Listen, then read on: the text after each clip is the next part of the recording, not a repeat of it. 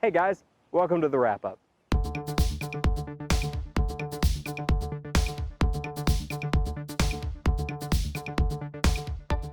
So starting with our Paracord Planet news, we had a few YouTube videos come out since our last wrap-up.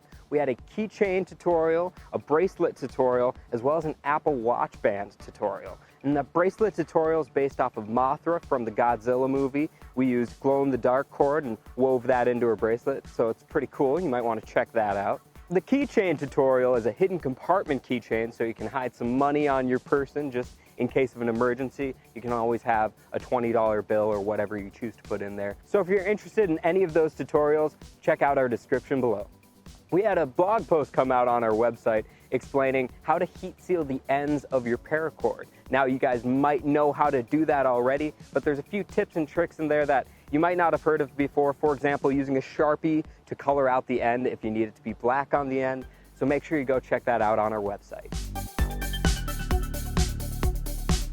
Now for paracord we found around the web from the last couple of weeks. Our paracord sighting goes to Twitter user Melendez1968, who posted on Twitter a picture of a drum he decorated with paracord. Make sure to look at that because it is very cool.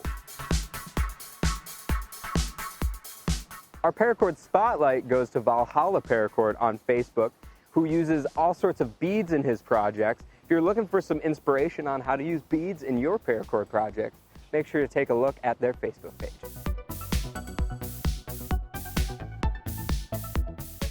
And now, for what we wrapped this week. Did you hear that?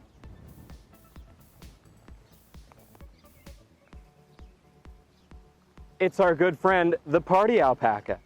We made him a nice little saddle, so now he's all ready to go out into the wild. So we're gonna set him free. And now for what we're going to wrap next time. It'll be close to the 4th of July, so you'll be lighting off fireworks and stuff. So